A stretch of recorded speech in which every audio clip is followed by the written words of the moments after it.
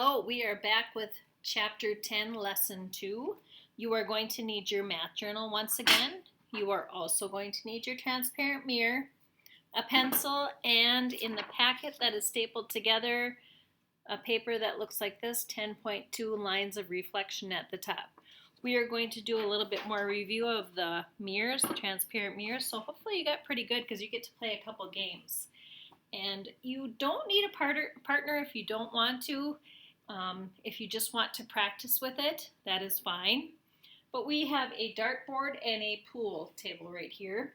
And I'm guessing some of you have probably played both of these games. So in a dartboard, we have concentric circles, kind of like a Target, the Target store. In the dartboard, we have different areas of where you can get points. So if you get it in the middle on a dartboard, you get 50 points. I think the green is 25, the red is 50. If you get anywhere along here, I believe it'd be a triple of that number. 7 times 3 would be 29, or 21. 3 times 3 would be 9, so you get 9 points instead of just 3. And if you get anywhere on the outside, I believe that is double that number. It's either double or triple or triple or double. I can't remember which one it is. In pool, your object is to either get the solids or the stripes into each of those pockets. And you have to choose whether you're going to be solids or stripes, depending on that first ball that you put into the pocket. We are going to practice with these two little games right here today. In the back of your math journal, you should have a page that talks about the dart game and the pool game. See if you can find that right now.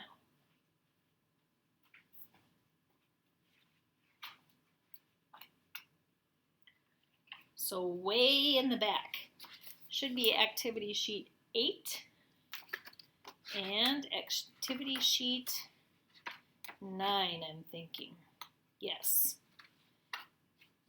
Oh, activity sheet 7 and activity sheet 8. And you can carefully rip those out of your math journal because we're not going to use them again unless you want to play with this a little bit later.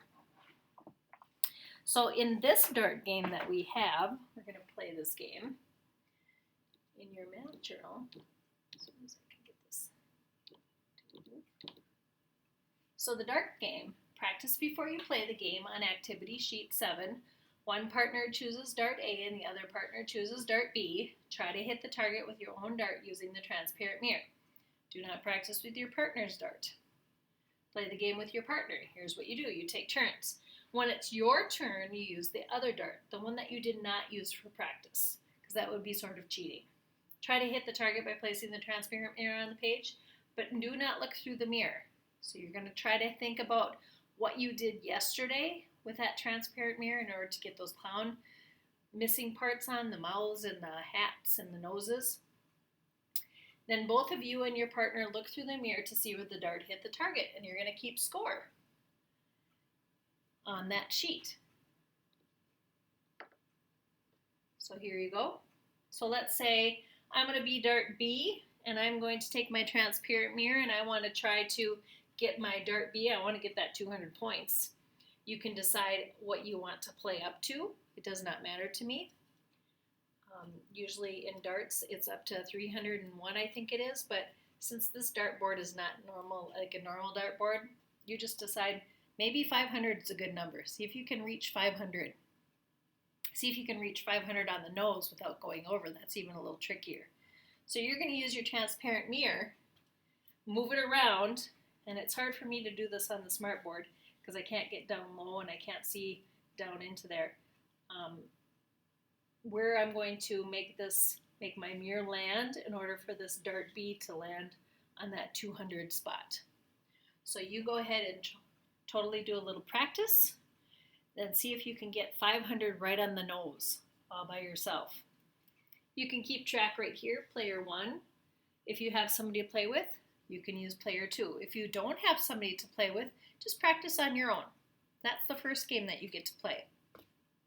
The second game that you're going to get to play is activity sheet 8. This is pool, or also known as billiards. Practice before you play the game on activity sheet 8. Choose a ball, 1, 2, 3, 4, 5, 1, 2, 3, 4 in a pocket, A, B, C, D, E, F. Try to get the ball into that pocket using the transparent mirror. Play with a partner if you have one. If not, just practice.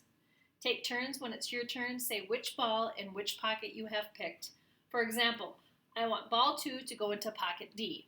Try to get the ball into the pocket by placing the transparent mirror on the billiard table, but do not look through the mirror. So this is a little bit more getting used to what the mirror does. Then both you and your partner look through the mirror to check whether the ball has gone into the pocket.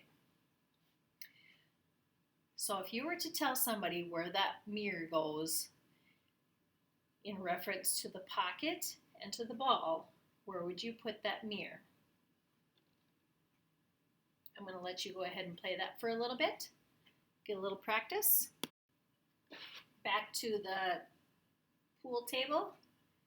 The question where we left off is where would you put your transparent mirror in reference to one of the balls in whatever the pocket you wanted it to land in. In lesson 10.1, the clown hats were upside down. What would happen if they were drawn right side up? Here's what would happen. After being moved to the clown's head, the hats would be upside down. So think about that. A reflection is a flipping motion that makes the image appear to be the opposite of the original object. So here's your line of reflection. This is where you would put your mirror. We have the pre-image, what was drawn first, and then the image that is created by the transparent mirror is on the opposite side. And if you'll see, we have an R facing the correct way, and we have a backwards R or a flipped R on the line of reflection in the image. In a reflection in a mirror, everything is reversed. So if you look at yourself in the mirror, it's kind of tricky sometimes because everything is reversed. Along the recessed edge of the transparent mirror is called the line of reflection. Here's the line of reflection. This is the pre-image that was drawn first. The mirror goes right there, and you'll get the image on the opposite side of the mirror, and it will be opposite. So if we go back to the game, how did you locate the line of reflection? Where I'm going to put that mirror in order to put the ball in the pocket.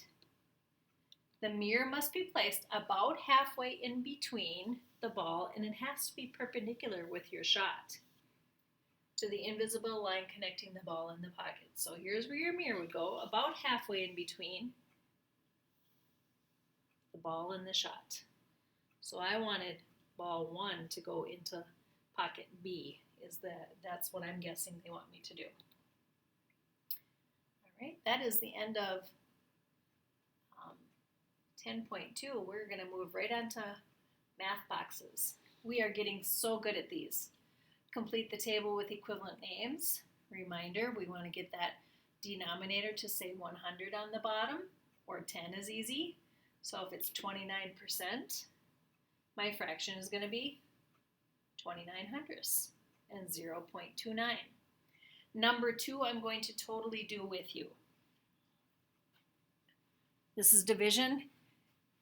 When we insert decimals in division, the thing is you probably should do an estimate.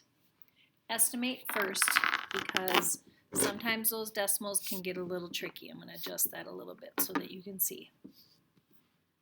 So the first thing I want to do is I want to look at this number and look at this number. Can I round this number? It doesn't necessarily have to be to the nearest 10.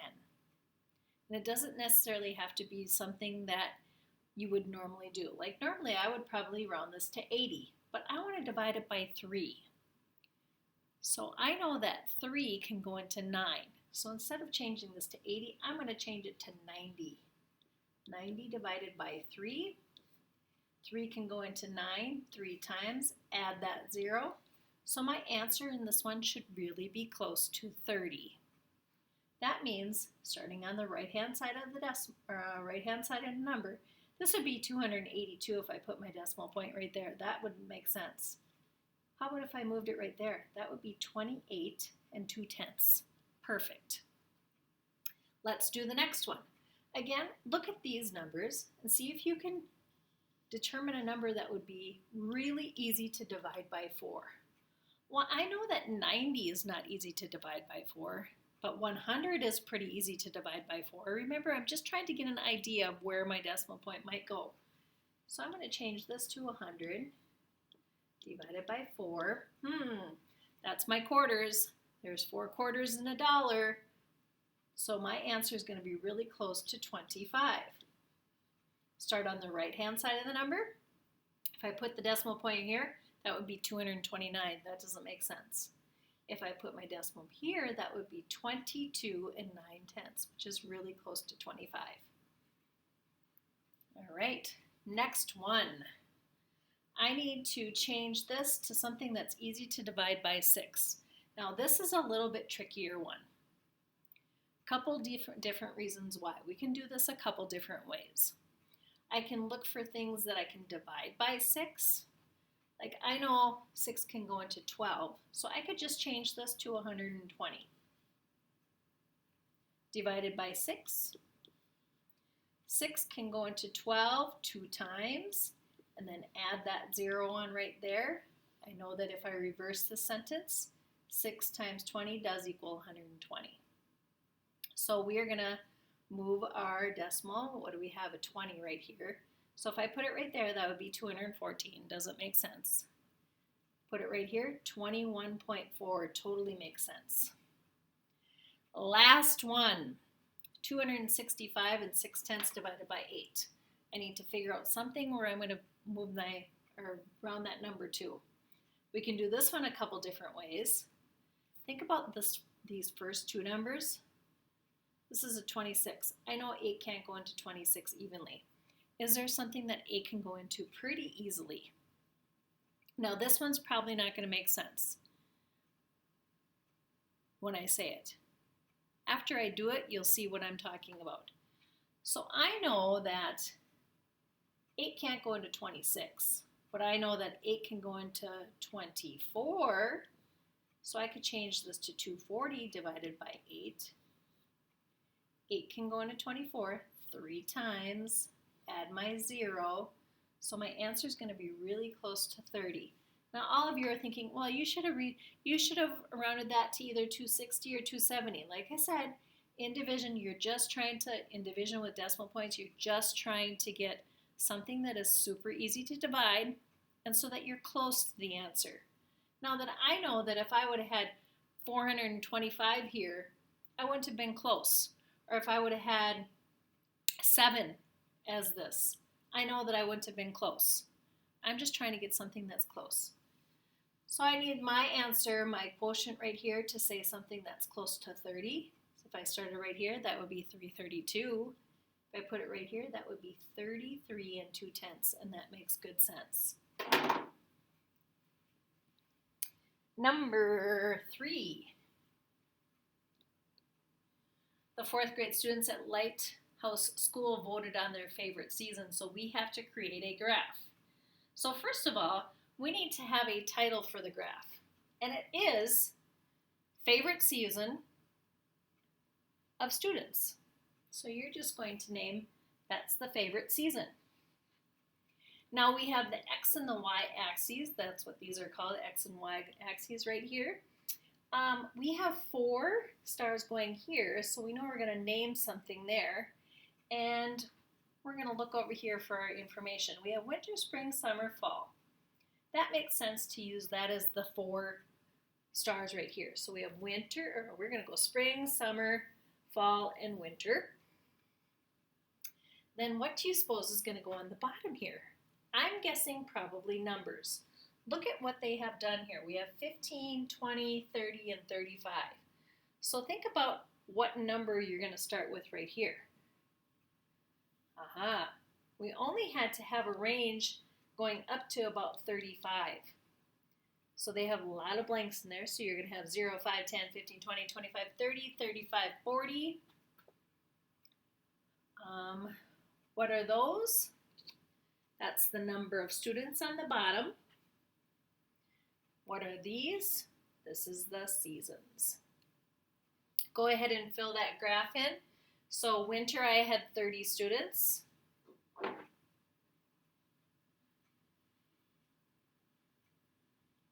Winter.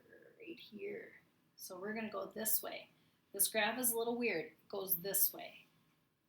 So all the way up to here is my winter. Oh, my smartboard's off just a tiny bit. That's winter. Fall or spring was 20. So you're going to start right here, slide over to 20. That would go right about there. Summer would be 35 kids, all the way almost to the end. And fall is the last one, is 15.